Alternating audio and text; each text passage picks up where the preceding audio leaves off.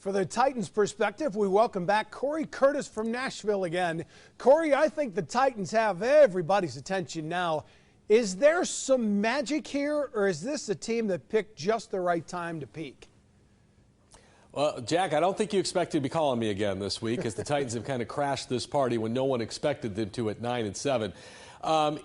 Is there some magic? Yeah, I think there is some magic. I mean, Derrick Henry's only rushed for like 1,250 yards in the last 8 weeks. I mean, that's a 2,500-yard season pace, and it's absolutely ridiculous.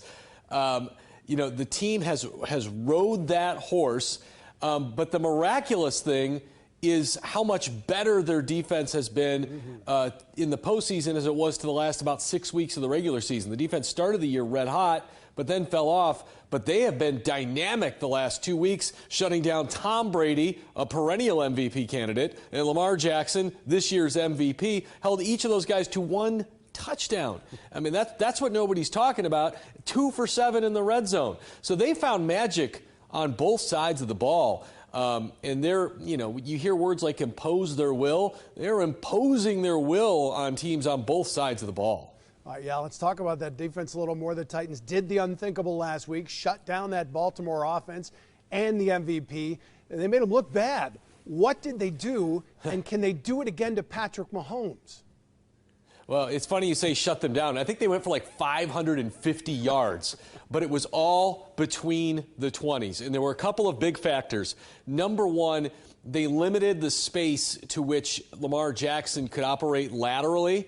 And they hemmed him in a box most of the day, and they kept him from really getting free. But the big thing was defensively, when they got the lead, like I said, when they got the lead and you knew they had to be a pass-first team, that's when they got in trouble, because their outside weapons aren't that dynamic if you know they're going to throw the football. Lamar Jackson threw 59 passes, and if I told you before the game Lamar Jackson threw 59 passes, you would know exactly what that means. It means Baltimore lost badly, which is exactly what happened. But the Titans have been a solid run-defending team. But where they have been really great is short yardage and in the red zone. The Baltimore Ravens came into that game 8 for 8 on 4th and 1. They went 0 for 2 on that game in 4th and 1, and they were both huge plays in the football game. And then on top of that, if you go back to the week before in New England, the Titans defense has held the Patriots and the Ravens now to 2 for 7 in the red zone.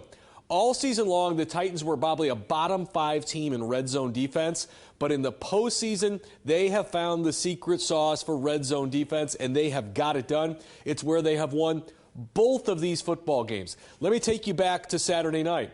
Lamar Jackson drops a beautiful ball into Hollywood Brown just before halftime, down to the 4-yard line. They've got a chance to score, make it 14-10, and get the ball to start the second half. Titans bow up, make a play on defense, hold them to 3. I mean, there were just so many instances like that where in the big situations, their defense stepped up big. And there's a lot of guys contributing, but Saturday night in particular, I want to point out Jarrell Casey, who has been a perennial Pro Bowl player for this team for 9 years. And not everybody knows who he is, but he had 2 sacks in that game, including a strip sack. It was his moment to get the national spotlight, and he had a huge game. Impressive stuff there by that defense. Now, let's go back to Derrick Henry a second. 30 carries, 195 yards against the Ravens. Have you seen anything from Kansas City that makes you think they can stop it? Well, Baltimore was a top 5 run defense. New England was a top 5 run defense. Kansas City is much better defensively than they've been before. They gave up, I think, 188 to Henry a few weeks ago in Nashville. I think my point is it doesn't matter who is in front of Derrick Henry at this point. He is a force of nature who is just blowing through everything in his path. I mean, the amount of best evers, first-time evers in the NFL are staggering.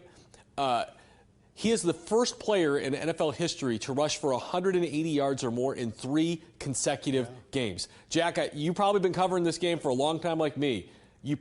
I never thought those numbers were humanly possible, especially against top 5 defenses. Right. But he is physically doing whatever he wants, and it is stunning to watch. Look forward to seeing him again this week. All right, the last wild card team to win the Super Bowl, Green Bay in 2010. Only 6 wild cards have won the Super Bowl. Can the Titans become the 7th? Are you believing that right now? Well, why not? I mean, they're 1 of 4. So somebody just asked me before I came in here, said, what are the Titans' chances? I said 25%. They're 1 of 4. I mean, look, let me lay it out for you here. They had to beat the AFC South champion to get in. They had to go to the AFC East champion to win in round 1. And then they had to go to the AFC North champion and the overall #1 seed to win in round 2. So they're just trying to finish off the 4th conference champion, that's all, or division champion. They're just going to make their way around, do the grand tour.